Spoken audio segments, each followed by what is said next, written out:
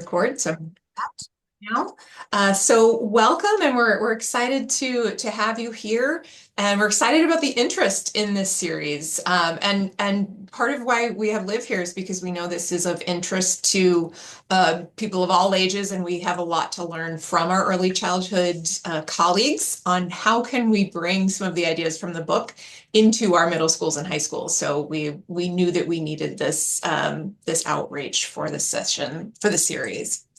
So we have registrants from all over the place in Minnesota, and we're really excited about that because we know that we're stronger together, and we appreciate you all learning from and with each other from around the state. So thank you for being here. You're also representing a wide variety of positions, but the main positions being a building leader or a district leader. So we're seeing a lot of that in the registration, as well as many people who serve different age groups or serve K-12 in your position. So we welcome you to that.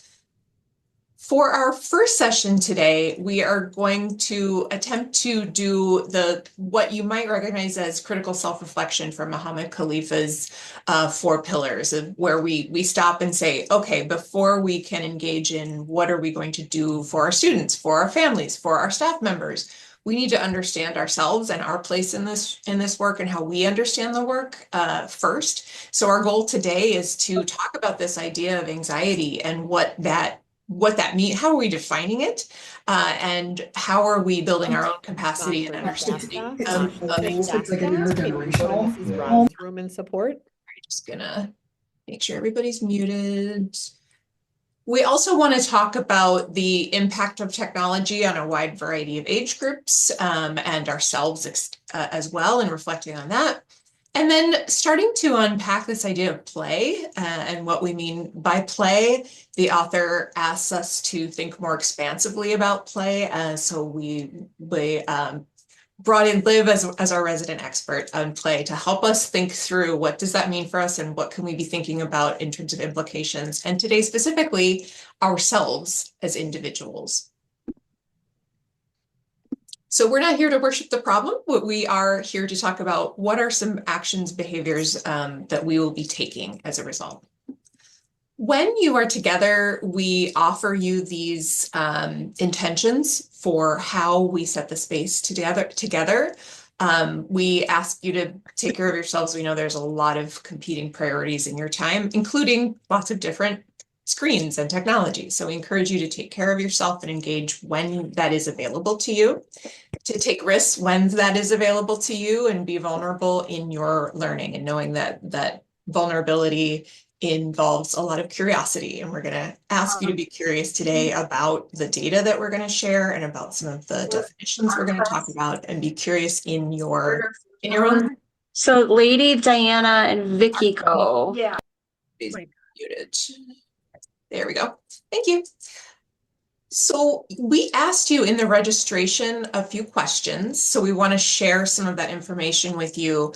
We asked you about what you were hoping to gain from this series. We also asked you about what questions you have in general about the topic of the book. So I'll share a little bit about the highlights of what many of you said. We found a lot of comments about directly wanting to impact our students and our families. That was the main goal for you coming to this space. And again, we want to pause on ourselves for a minute so that we can better engage in what will we be doing for others as well. But that was a clear priority for you. And I'll click through some of these others so you can see what are some of the other areas that people, your colleagues, are thinking about. Followed by tap.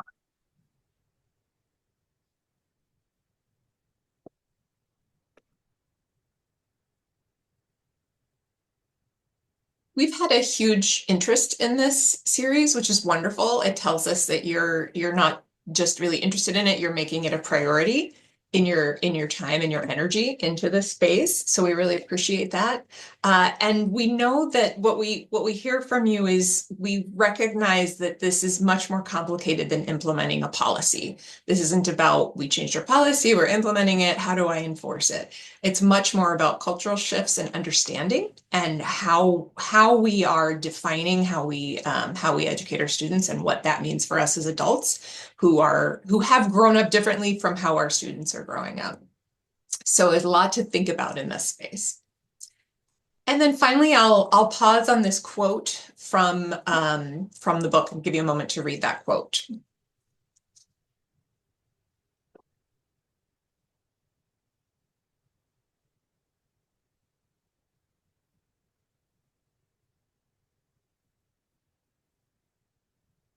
I see some parallels with this work between this work with technology and the work of racial justice and social justice and having conversations about equity. We know that the status quo isn't working. We know change needs to occur. We know it's going to be complicated and messy, and we need to talk about what that's going to look like. So that's what we hope to provide for you, is a space where you can have those conversations and brainstorm and have some ideas and know where to go with that information. So with that, I will turn it over to Anne for the next few slides. Liz mentioned we're starting with you. And as a leader in education, we know you are probably experiencing moments of anxiety, if not before this year or before the pandemic, certainly since, or in the midst of it right now. I want you to think, if you would, about how if somebody asked you, a child or an adult, what is anxiety? How would you define that? And my daughter taught me this years ago, when she was in college. Now she's actually a school principal, but she said to me one day when I was saying I'm anxious about something, she said, "Mom, I think you mean eager." And I said, "What's the difference?" She was an English major. And she said, "Eager is when you're looking forward to something. It's like a joyful thing. Anxious is when it's something you're worried about or you're uneasy about it." And I thought that was a really helpful distinction that I didn't learn until I was a parent of a college student. So with that context, what makes you anxious? What is it that you find yourself? And then think about the body things that come up that tell you you're anxious. What are the things right now, in the past, that create or evoke anxiety or anxious feelings? We want to give you a minute to think about it, and then we're going to put you in breakout rooms to talk to each other about it. How do you think he's doing? Is he handling it pretty good?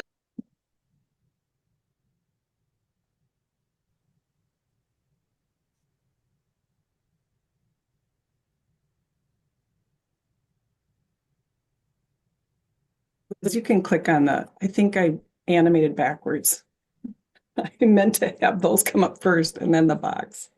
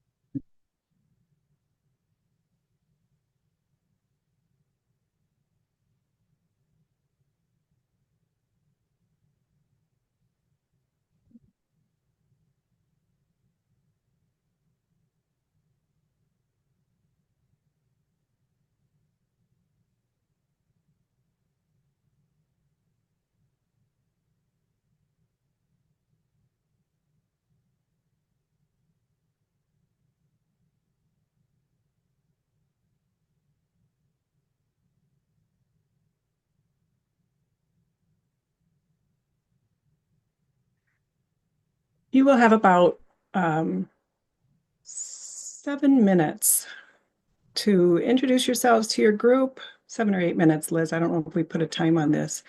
And then share kind of something that's making you anxious right now and how you know. What is it that you're feeling that you would call it anxiousness or anxiety? Welcome back.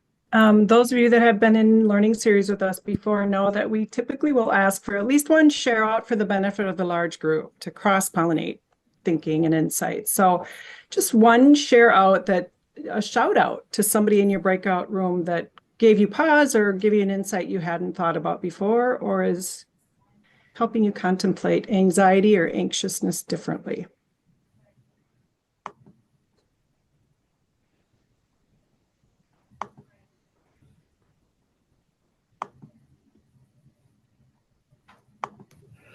One thing I heard from the group that I'm in was that it often comes for us when it involves other people and our care for other people and wanting to make sure that there's quality instruction for kids, that there's good conditions for teachers. And when we're feeling other people's emotions, that then we take that on and feel it ourselves.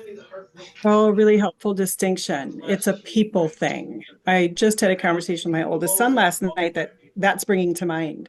It's not the technical tasks. We can do that.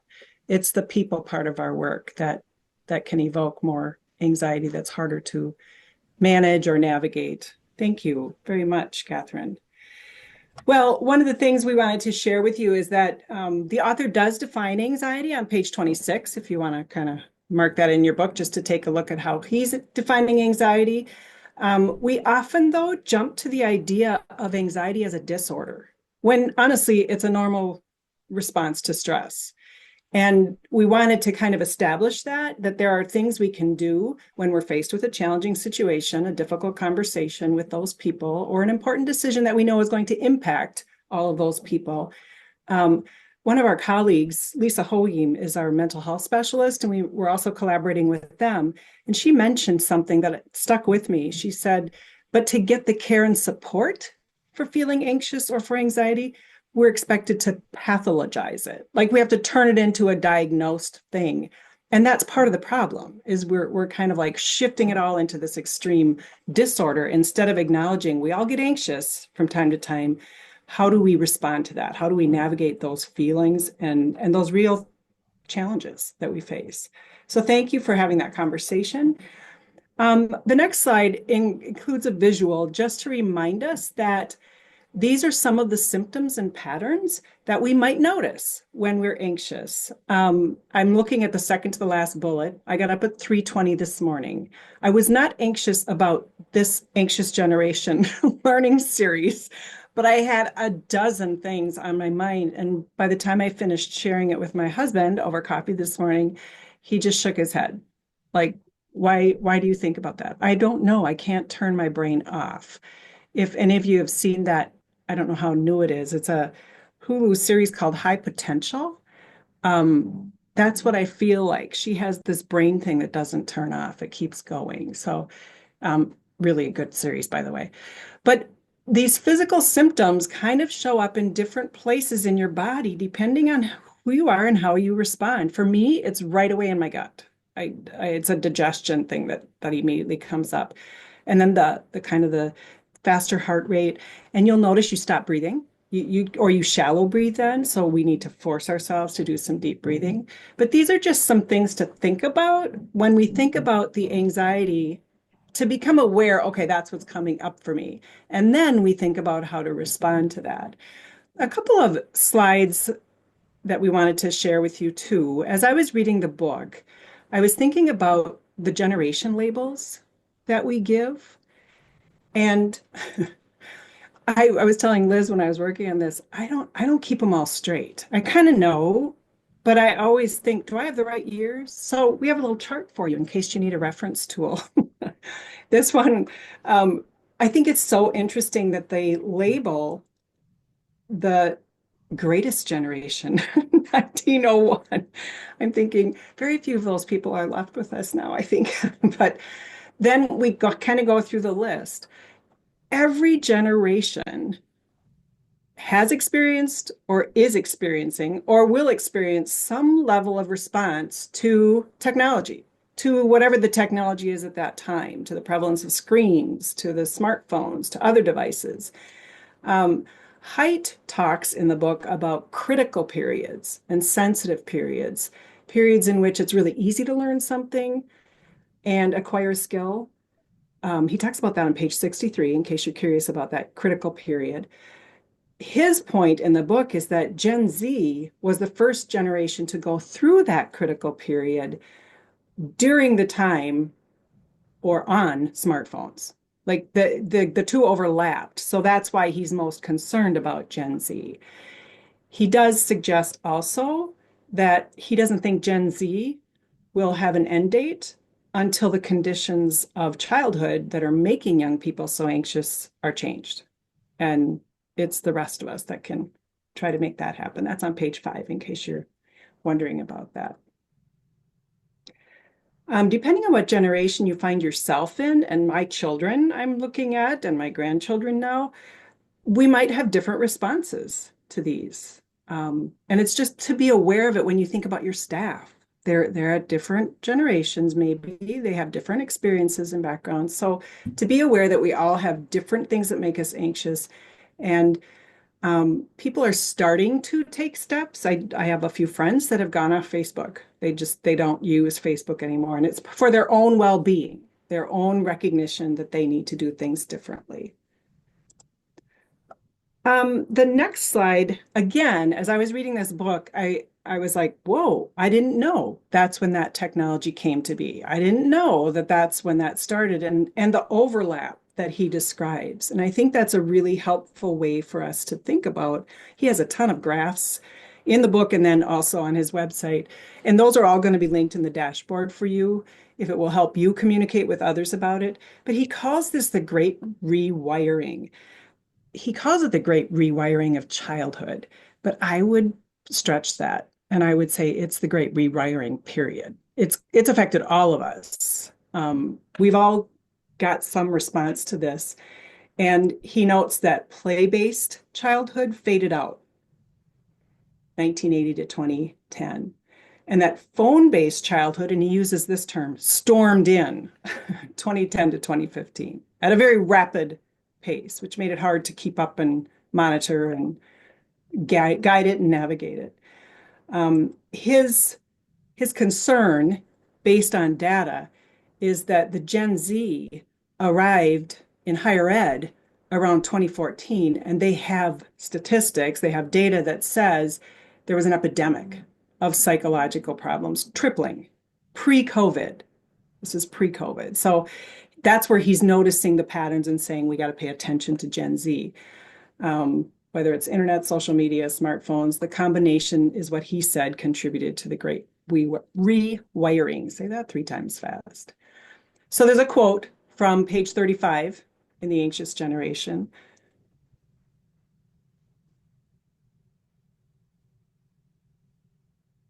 Social patterns, role models, emotions, physical activity, and even sleep. I kind of chuckled when I said that. Even sleep. Sleep has always been a problem with screens, TVs, and things. Fundamentally recast for adolescents. And I think for us too, as parents of adolescents or grandparents of adolescents or siblings of adolescents.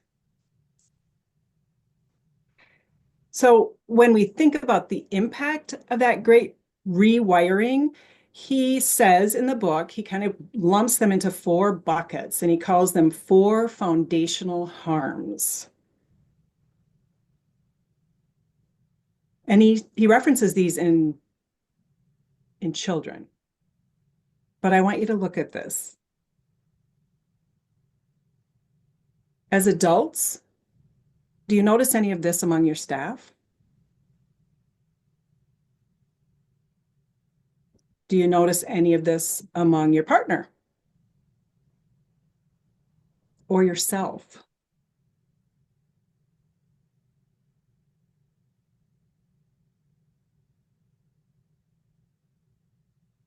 A few years ago, I was kind of hooked on a Sudoku on my phone, and it was my husband that pointed it out.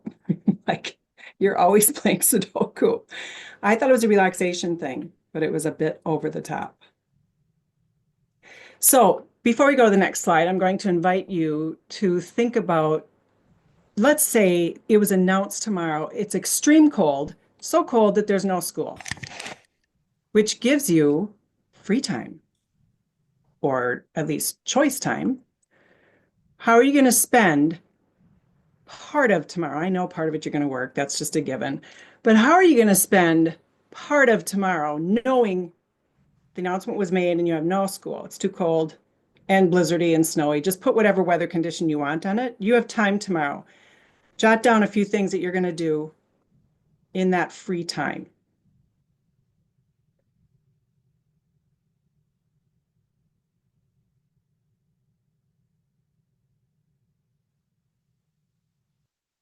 Just for fun, put a few in the chat. Oh, yay.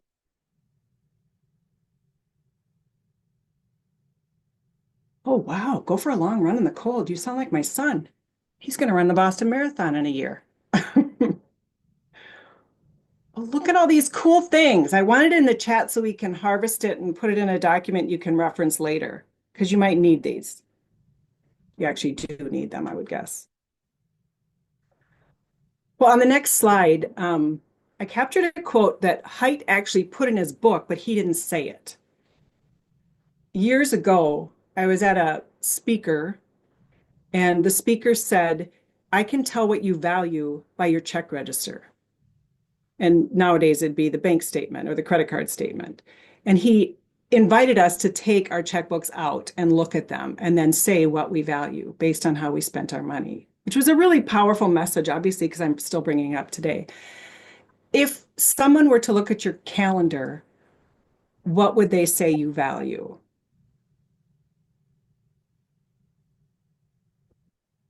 The quote comes from 1854.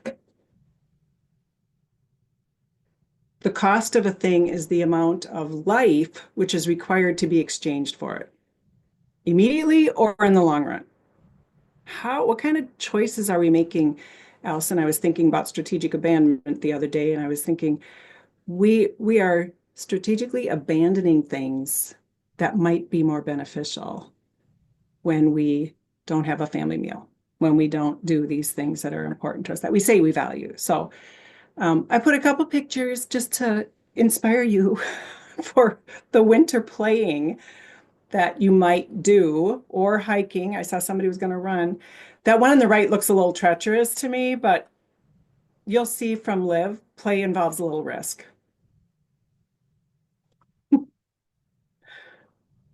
So we're going to ask you to think about that free time question. You are facing some free time, whenever that shows up, Saturday morning, Sunday morning, Friday night. What is your preference for how you spend it? What do you consider to be play in your world? And we're going to give you a breakout space to talk to each other about that, about the same length of time. How do you define it for yourself? What do you experience as play? For me, it's like playing cards or board games with kids and with my spouse. What effects do you notice when you play? On those same body symptoms that you talked about when you were anxious, what effects do you notice? And why do we push it out?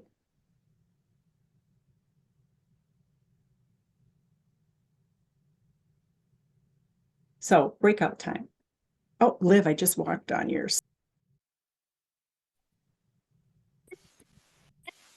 I'm going to pass the microphone to Liv, but before I do, I want you to know I'm noticing way more smiles coming back from this breakout room than the first breakout room where you talked about the things that make you anxious. So take that and run with it. What might you do with that with staff meetings? I'm going to pass the mic to Liv. Yeah. So thank you. And I think we could use this time too to put in the chat maybe any key characteristics that came up in your conversations about how you defined play with your group, or kind of the hopefully positive effects of play, if you want to throw that in the chat. So we have kind of that collection and shared understanding. I want to just address that little box down at the bottom about kindergarten teacher data. So I've been able to conduct a survey of kindergarten teachers for about 4 years now, and it's a loose survey. So But we get a pretty good response rate, and we've seen really a decrease in their feeling of support to implement play-based instructions in their classrooms. And when they have shared that they feel unsupported, they can also say neutral. But when they say they're unsupported, we ask from like a checkbox of, what causes you to feel unsupported? And there's fill in the blank too. And really the top things that they indicate causes them to feel unsupported are district school leadership, district school curriculum, or district and school assessments. And it's not been, interestingly, the standards as what's the most selected. So it's caused us to think about like just really that interpretation of the standards and instruction and how play can be used to support teaching, or play is teaching. And that sometimes in these conversations, we need to explicitly support play in our conversations with teachers and educators and ourselves and our families, probably too, and our children. Because especially now with like this anxious generation reading and the data we're seeing about play as this like antidote to some of the anxiety and stress we're seeing, how can we really then elevate it, lift it up, support it in our schools and classrooms, knowing how important it is. So I just wanted to call that out. Maybe we'll have a chance to share a little bit more about that data if you're interested, but that's the general gist. So awesome. I'm really bad at multitasking, but I see some really good things in the chat that I'm going to read too, but we can move on to the next slide in the interest of time. So I just wanted to share this, and I will put it in the chat, a few in response to some of this data we are seeing, and just the call, and I think you've probably had in your small groups too, of like, why is there not more play in our schools with children? I was able to convene a small group of kindergarten, early childhood teachers and experts, and we drafted, well, we had the task of creating something to support play, some sort of document. And so they drafted a definition of play in kindergarten. Now, arguably, it definitely applies, as we see, and beyond to all grade levels. And so these are words written by Minnesota teachers. I don't think this definition is going to be vastly different from anything you might Google, but I just like to highlight these were Minnesotans that put this together, and this is what they wanted to say about the importance of play. They also go and define some different types of play. So you can see it's on the high quality early learning page. I'll put the link. It's on all your documents too. To really help elevate play. And we worked with an illustrator who made like Minnesota specific images of children playing, which I really love too. So lifelong learning begins with play. And we really know that play is how many children learn best. So it's really, really important. And we see in this book too, and in our conversations about anxiety, this anxious generation, that time for play is really important, especially free play. The next slide I will talk about is just one thing that we've been doing a lot of work in the early ed division just to, again, elevate play in instruction. And one thing I think kind of our next step is to really help expand our understanding, our assumptions, our idea, our perspective of what play is. I think, and I am one for sure, that when we think about play, especially with young kids, we probably think about dress up, or play is like playing games or playing sports. But play can look a lot of different ways. And I put in a bunch of pictures here, even to show, if you see, there's kind of one on the lower left of some teenagers sitting in desks raising their hands. But are they active? Are they communicating in that moment? Is it a meaningful activity? Are they being sociable and interactive in their work? Are they having fun? There's at least a smile on the teacher's face. So I kind of jumped to the conclusion that they might be having fun too. So play can look, it doesn't need to be throwing out all of what we know about teaching and starting all over from this like free for all approach. Play can really look a lot of different ways, but these are kind of the commonly thought of 10 characteristics of play. And you can go to the MSU Extension website to get more definitions of each of those things. But just to really, I think I would love with all of you over the next few sessions and just in my own ongoing work to just start thinking about play can be a lot of different ways. And maybe when we start thinking about it differently, it's easier to bring into instruction and classrooms as well and into our own lives. In my small group, we talked about things that were playful, and a lot of them had to do with choice and engagement and fun, and like all those things can and should be happening in a classroom all the time too. So how can we bring that into those settings is really something I think we can all be thinking about over the next few weeks.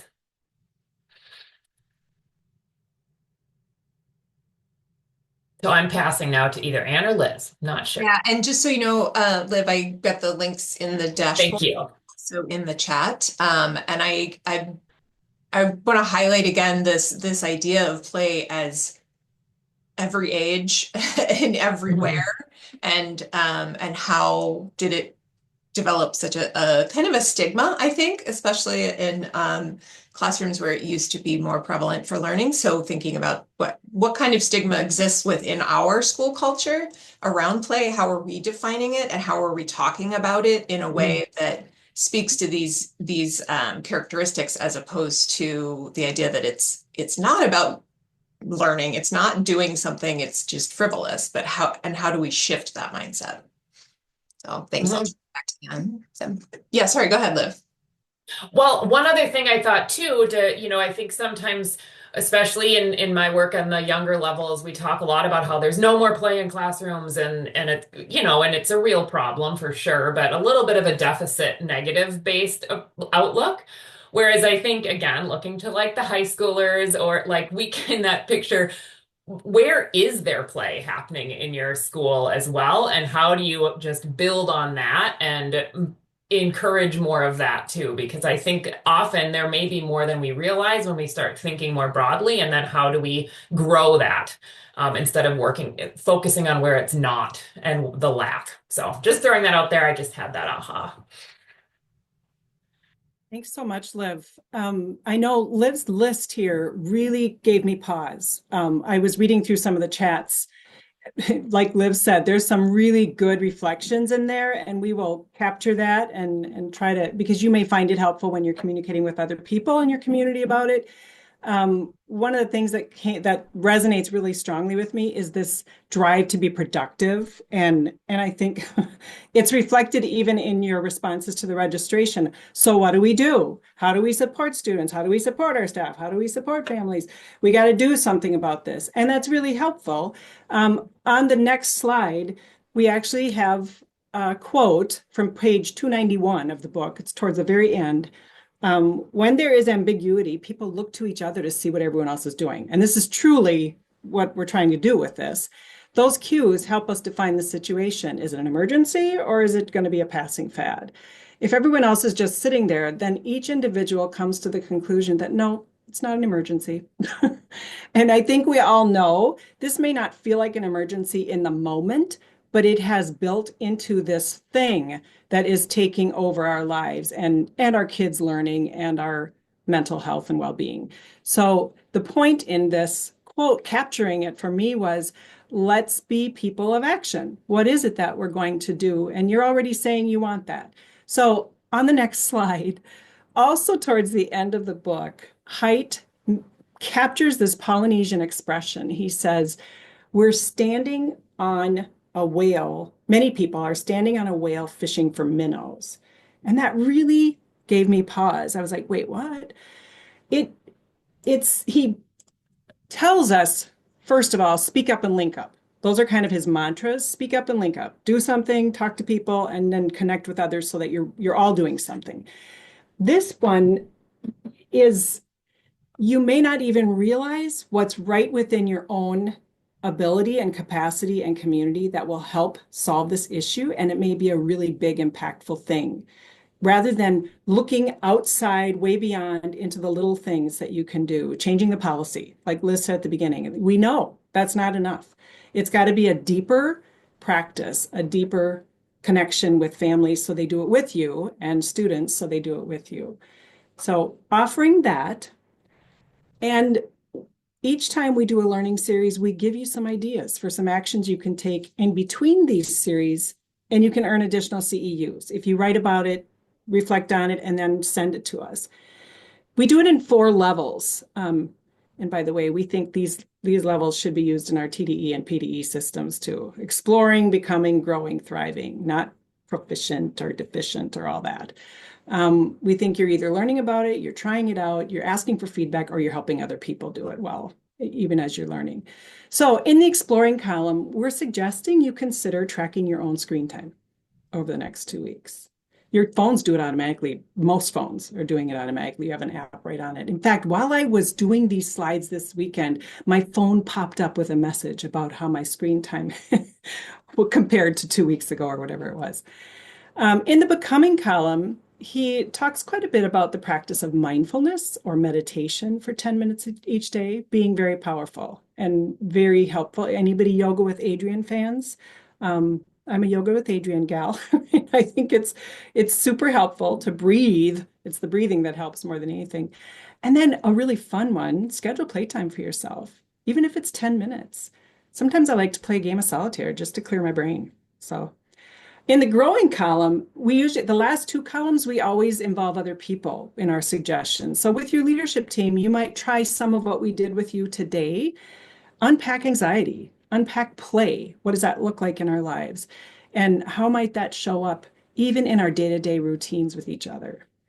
I'm a fan of whoever put in the chat, it's inseparable from learning. I used to, the hair on my neck would go up when I'd hear people say, well, we can do this fun thing and then we're going to get to the lesson. And I'd be like, it's all intertwined and it should be. In the thriving column, we're asking you, honestly, to partner with students to find out what makes them anxious. What is play to them? Partner with staff, partner with families. And even better, when I think about that ambiguity quote, if we could partner across districts, it gives everybody more courage and more momentum to address it. So who's a district that you can partner with to do this work and to bring it forward? We will be bringing a voice from the field each session so that you can hear examples of what's happening in all 3 of the remaining sessions. So offering that for your consideration. It's all going to be linked in the dashboard. And then we have a feedback form. I don't have my chat. Yeah, I'm putting that in the chat. And just before I click to that, a reminder for those who aren't familiar with these columns, we use them as a choose your own adventure. The exploring is I'm thinking about this, and it goes all the way to the thriving where I'm putting some things into action. So we invite people to think about these columns as a menu of how much energy and readiness do I have for these action steps. So thinking about it that way. And then in the template that we have on the dashboard and in the chat, that is meant for I'm sorry, looks like we have issues with the feedback form. Not sure what's going on there. It says it's allowing responses, so I'm not sure what's going on. I will play with that. And Anne, I'll let you finish up. Thank you. We just want to be sure that you have a minute left. We were hoping to give you 1 minute to do the feedback form. So while she plays with that, and feel free to reach out at any time. The next session is, I know they're different times and they're all on Mondays, but they're different times. It was really finding times that we could do this. But February 24th is focused on supporting your teachers. It will be on the teacher topic.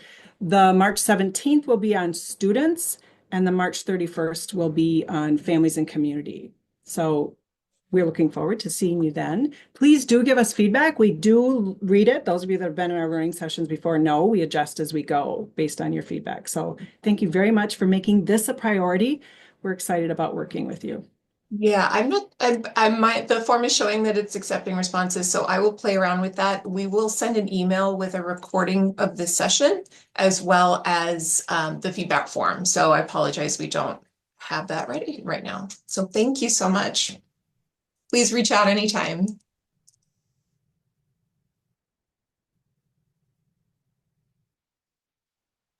And can you take a look and see? I think Yeah, you're we're one of just the gonna- editors, so maybe you're not the best person to check, but Yeah, probably. I was thinking sometimes, no, if you sent the link, it should work. yeah, it's showing that. Yeah.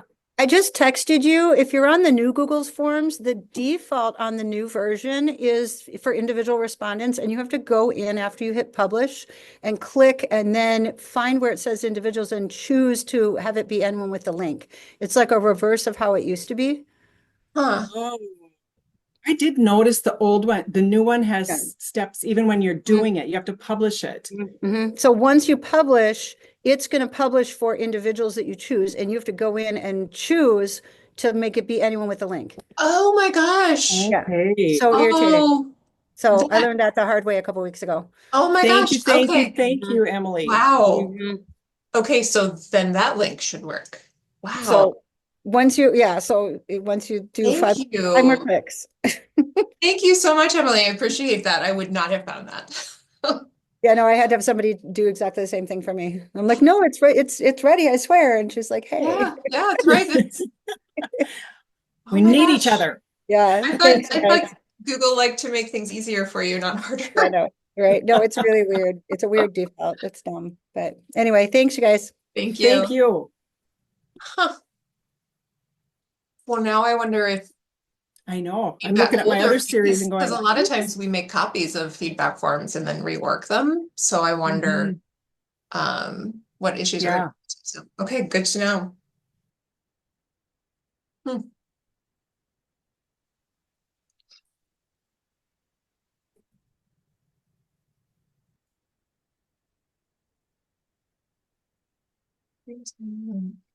So, so I think that one is the one that works now. yeah, we should have somebody check it. Willie, it can you must- try that link in the chat and see if it works for you?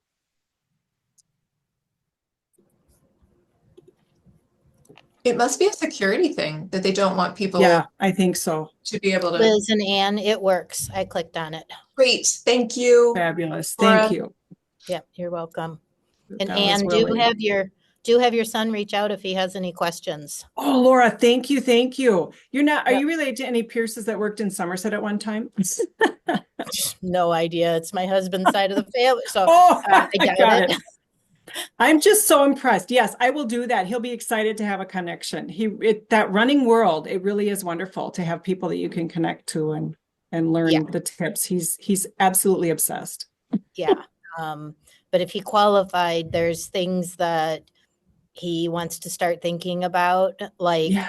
right around the time that this year's running, because all of us, when we go out there, before we leave our hotel, we book our rooms for the next year.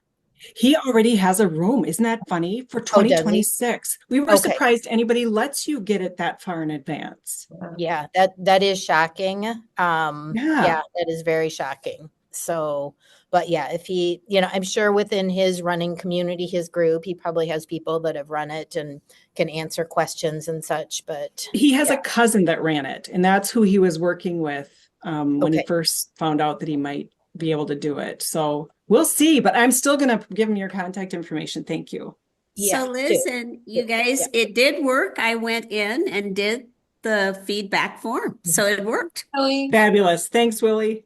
Okay, have a great rest of the week. You too. Thanks, everyone.